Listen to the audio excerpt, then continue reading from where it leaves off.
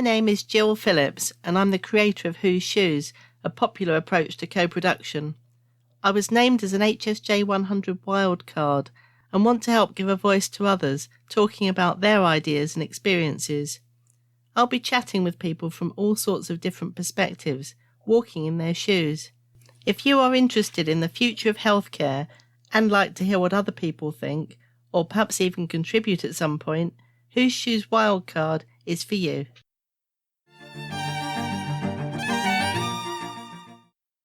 A happy new year to you, and thank you for tuning into the podcast. I'm hoping some of you will have had the chance to tune in and listen to the podcast I recorded at the end of the year with my big pal Fabob's Florence Wilcock.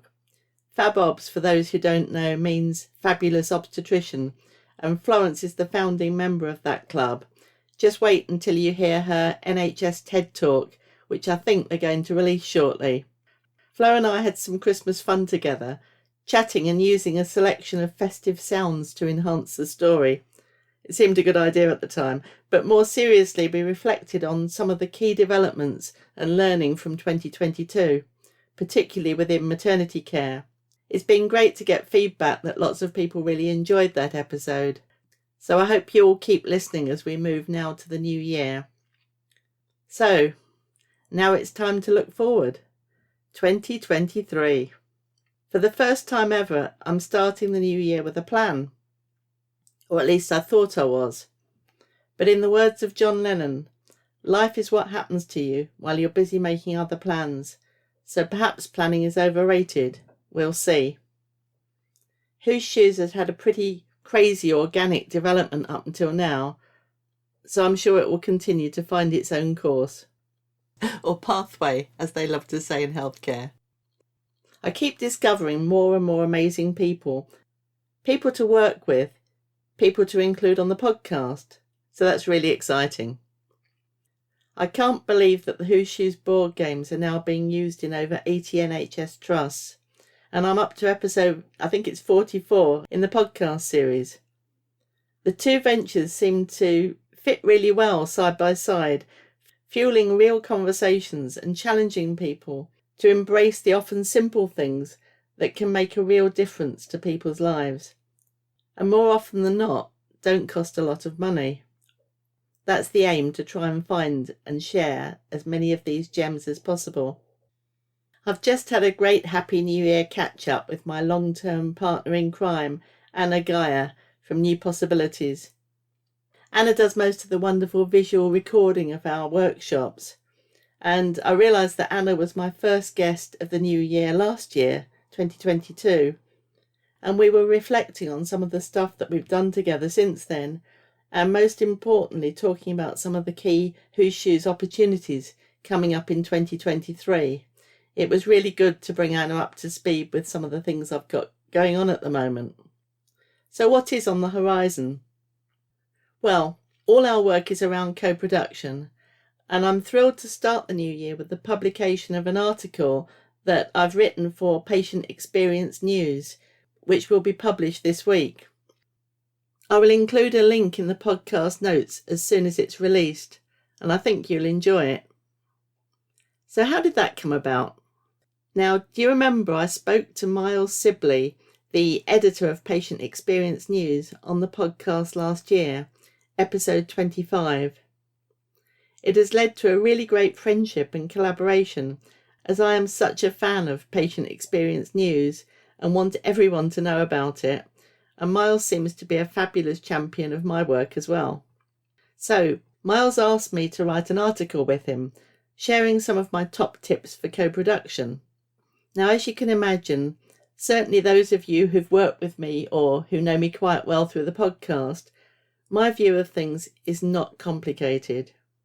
So in my article, I share thoughts such as, if you want to engage people, you have to be engaging. Cake helps. Keep it simple. Listen to people and trust them. Nothing very radical there, you might think, but yet, the sad thing is it does seem to be pretty radical. There is so much overthinking and writing frameworks and models and holding endless meetings deciding whether to call all this stuff co-production or co-design or co-creation or co-something else or whatever, and then launching them with great fanfare as if they're truly groundbreaking, rather than putting the same amount of time into actually making things happen. It can all get a bit depressing, to be honest. And I guess a bit depressing that there still seems to be room for an article like mine after all these years. Basically, if you just focus on humanity and people, it doesn't go too far wrong. I guess if you're looking for an actual term to use, all working together is probably the simplest. And my benchmark is usually when you're able to go out of the system and ask people, your neighbour, whoever, talk about what you're doing and they know what you're talking about, then that's probably how it needs to be. But perhaps that's radical. So thank you, Miles, for the opportunity, especially at the beginning of a new year. That's really special. Patient Experience News is just so readable and informative. I just hope that the newsletter reaches more and more people during this year and that my contribution adds something. In the same kind of vein of JFDI, polite version, just do it, I'll no doubt be doing some more fab stuff with Dr. Terry Porritt and the Fab NHS Stuff gang. I really can't resist getting involved in their work, as it focuses 100%, like what it says on the tin really, on sharing NHS Fab stuff. And I love it because it means that people don't have to start with a blank piece of paper, but can readily make contacts across the country and learn from excellence, which I guess is what really fires me up. And the Fab NHS team make it really easy for busy people to share good practice without fuss or complication or massive forms to fill in or, God forbid, pages of terms and conditions that claim an eternal right to your soul. You know what I mean? For example, the idea emerged live on the podcast when I was speaking to Terry Porritt in episode 12 to set up a fab collection for our Who's Shoes work. And then they just did it. So refreshing. This is how it happened. Here's the clip. What we do at all of our workshops is encourage individuals to make pledges, and we should be saying as a regular thing, you know, whatever you do as a result of this, even if it's only a little thing, and the way you describe the work with the porters and so on, you know, Terry can help you if necessary. Yeah. Just capture that snippet. It doesn't need to be a massive project, does it? No, absolutely. Or you can be halfway through a change and you've got stuck and you don't know what to do next. Yes. Tell us. We'll put you in touch with people that have been there. So it's even if you haven't finished and you've got stuck, ask, because there'll be somebody else who got stuck and has found a solution. So let's put you together. We need to do a little mini project there, I think, just to point some of these amazing people, like, say, Sarah Jane Pedler in Cornwall. They've done Who's Shoes workshops each year around big topics. All of them have collected pledges. All of them have collected outcomes. Yeah. That's the sort of thing that should be fed through, and they do just amazing work. Absolutely, Jo, and I can make you a campaign page. All of this can go in one central place. So all we'd need to do so when we want to refer people to this, one page, one campaign page, and they will find everything with this hashtag on that one page. We can even sort it. It's so simple to do. And they did. So that's what we mean by JFDI people and the partners we love to work with. The key opportunities to make a real difference are shaping up into 3 areas, really. And that's in addition to the ongoing maternity workshops in particular, which remain really popular. And we've got lots of new inquiries coming in at the moment, so that's exciting. So what are the 3 areas? I really don't suppose many of you remember Miss Anne Elk gearing up on Monty Python to tell us her Brontosaurus theory. I feel a bit like that. Apologies, as in big apologies, to younger listeners who might not have a clue what I'm on about here, because you're lucky enough to be younger. My 3 areas of focus for 2023 are him. First, you may have already heard about our digital project around family integrated care in neonatal units, funded by the Q community and the Health Foundation. It feels innovative and exciting, developing Who's Shoes mini experiences around the revolutionary idea that parents can have a central part in caring for their babies. Indeed, they need to do so. It has been exciting to see family integrated care move from being a rather wacky idea coming from Canada to actual national policy. How good is that? Key messages include radical, well, actually not radical, ideas such as parents, not visitors. This topic came up strongly in episode 18, where I spoke to Rachel Cullum and Nadia Leek, who both have experience of babies in neonatal units. In fact, that episode is a great way of understanding more about this project and why it's so important. And it builds on our Nobody's Patient project through our maternity work. So it's really great to see these different strands expanding and coming together. No doubt we will include our infamous theoretical mummy poem, one of the early poems we used in our Who's Shoes Nobody's Patient work, looking at how women and families can fall through gaps between services. The poem is read here by Helen Calvert, the mum who inspired it. More about Helen later. Theoretical mummy. 6 days old, so fragile, so new. He'd been in intensive care, now moved to HDU. I wasn't too sure what I was meant to do. Still wired up, a drain in his tummy. I felt like a kind of theoretical mummy. "Okay, come on, Mum, you change his nappy." The voice was abrupt, verging on snappy. "You're going to have to learn how to do this, you know." At best, robustly encouraging. She was clearly the boss. Years of experience under her belt. Or she didn't give a toss. Not a clue how I felt. I felt she wanted to kick my backside. I felt sick. I just wanted to hide. I turned around and walked off the ward. Did nobody see I was anxious or frightened? I started to feel guilty for behaving so badly. And no one suggested I shouldn't feel that way.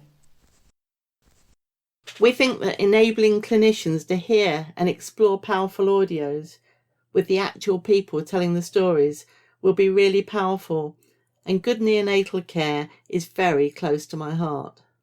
The final resources will be available free of charge to all neonatal units and hopefully really help clinicians understand what makes a difference in early parenthood in these circumstances and how we can all work together to join things up, including when the parents go home and carry on with their lives as a new or indeed expanded family. The second project is with Midlands Partnership Foundation Trust. We're using the Who's Shoes board game across the trust, including developing bespoke scenarios and poems around all aspects of integrating services for children and young people, including community-based services such as education and so on. It's brilliant that the Trust are embracing co-production and prepared to get everyone round the table to tackle truly wicked problems, in the sense that many problems in the healthcare system are difficult or impossible to solve because they have many interdependent factors and so many partners involved who often have their own competing priorities and different sources of funding, with, in this case, the actual children and families all too often caught in the centre. Another good example, sadly, of Nobody's Patient. The lovely chatty episode I recorded with Rachel Crook, episode 34, gives extraordinary insight here. When these issues can be brought into the open in the context of listening and valuing all parties, whether healthcare professionals or people who use the services, or indeed people who are in both camps, because we're all people and these things happen to everybody, extraordinary things can happen. The groundwork is being laid brilliantly here. Lise Edwards and her team are enticing busy people to want to take part. I think a bit of intrigue is a really good thing, and she's developed the Who's News newsletter, which is an idea we've taken from the fabulous Kate Willett at Kingston Hospital a few years ago, where we did something a little bit similar in terms of working on a trust-wide kind of basis. And again, that cross-fertilisation of ideas without having to do everything from that blank page. In this project, and indeed the Family Integrated Care project, we're hoping to make imaginative use of liberating structures. I've learned a lot about liberating structures through Lise, put together with the power of bespoke crowdsourced scenarios and poems written specially for the Who's Shoes board game for this particular audience to enable open and honest conversations. Exploring the real issues such as so-called hot potato children. Nobody wants children and families to feel like that. You might think of these as children with complex needs that may span multiple departments or organisations and whose needs do not quite fit with a specific service, and compounded by the fact that some of these are controlled or commissioned separately. I'm delighted that we've got Yvonne Newbold on board as a highly respected voice for parents and carers. We're still working out the details because this is what co-production is, but looking at an imaginative mix of focus groups and other ways to bring in the children and young people themselves. Reaching out to partner organisations, acute services, local authorities, schools, community groups, and basically anyone else who's interested or who should be interested. That's sometimes the key thing. So wish us luck, and if you're in the Stoke or Staffordshire area, this means you. Please. It's all really complex, and I say organisations I think are brave to have these genuine conversations rather than some of the things that people tick a box with and claim that they've done co-production. Really? The third area of focus is continuing to build on our work around health inequalities, specifically in maternity care, but also more generally. We've already done some exciting work in partnership with selected NHS trusts, including West Hertfordshire, with whom we did a Black History Month event. We're particularly interested in inequalities in maternity care affecting women from Black and ethnic minority communities, building on our work with inspirational Darcy Fellow Rosie Murphy, including the community workshop that we held in Croydon. You may have seen the film of that, and I'll include a link in the podcast notes. There's a lot of interest in our work in this area, so we'll see where it goes in 2023. And of course, I'm looking forward to working with the cohorts of Darcy Fellows who follow after Rosie. I don't know how Professor Becky Malby and the team at London South Bank University managed to recruit such a consistently brilliant calibre of healthcare professionals keen to solve wicked problems and build personalised services with people and not just for them. But somehow they do. And now I find that, not surprisingly, my list of 3 key topics has gone a bit awry and now needs to add, in rather Monty Python-esque fashion again, I guess, a 4th one. I've remembered that it looks as though Lewisham and Greenwich NHS Trust are, as always, keen to do some innovative Who's Shoes work. We're working out at the moment a realistic way of putting together some scenarios to support and improve the experiences of student nurses. Recruiting and retaining the best people and treating them well is such an important area for the NHS at the moment. These hard-working young people who are getting themselves into debt to join a profession that's under so much pressure and whom we desperately need. Anything we can do to help them will be extraordinarily rewarding. Lewisham and Greenwich have done some similar work with student midwives in the past using the Who's Shoes approach, so I'm sure they can pull it off. Again, fingers crossed. And as for the podcast, it's brilliant to see how it can support this work.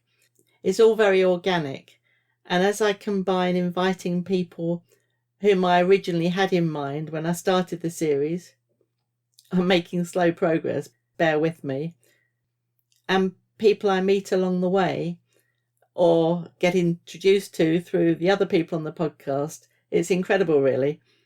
I certainly never expected that I would have had 7 different Rachels by this stage. There's something pretty special about Rachels, it seems.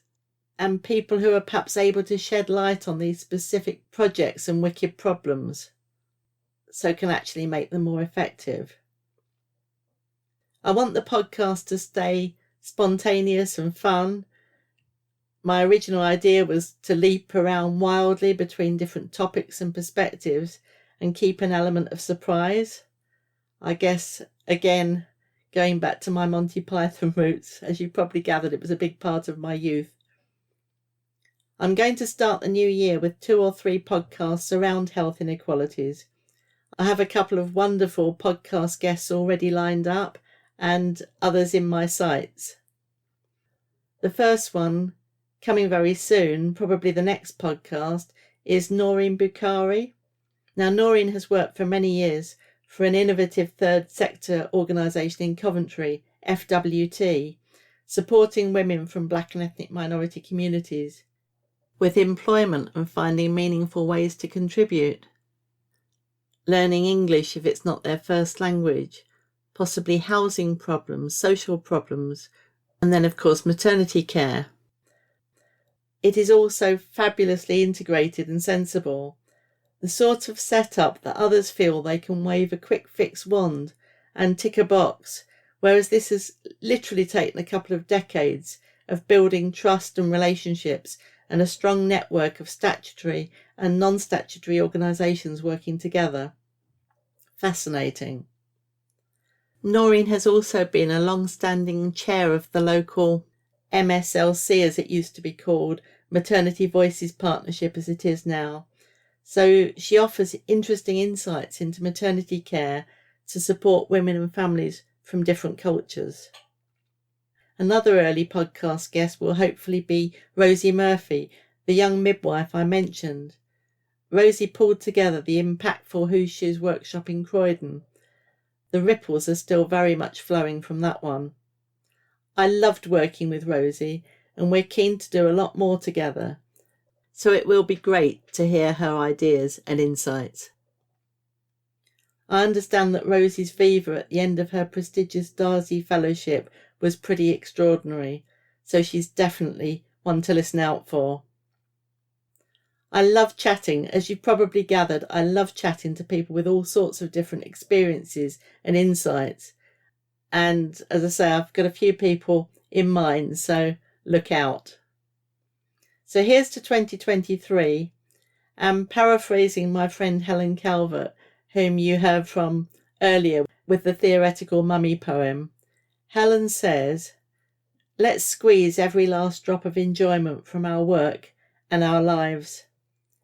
Helen was one of the original MatExp maternity experience movers and shakers, and it's been fascinating and inspiring to watch her build and embody this philosophy over the years, alongside her JFDI wild horses just making things happen. I think it's something we can all learn from. Life is too short not to have as much joy as possible in our work and in our lives, even when things are tough. And indeed especially, I'd say, when things are tough. I feel so privileged to be working alongside and building friendships with such fascinating and amazing people. Let's keep building those connections in 2023. I hope you have enjoyed this episode. If so, please subscribe now to hear more of these fascinating conversations on your favourite podcast platform, and please leave a review. I tweet as Whose Shoes. Thank you for being on this journey with me, and let's hope that together we can make a difference.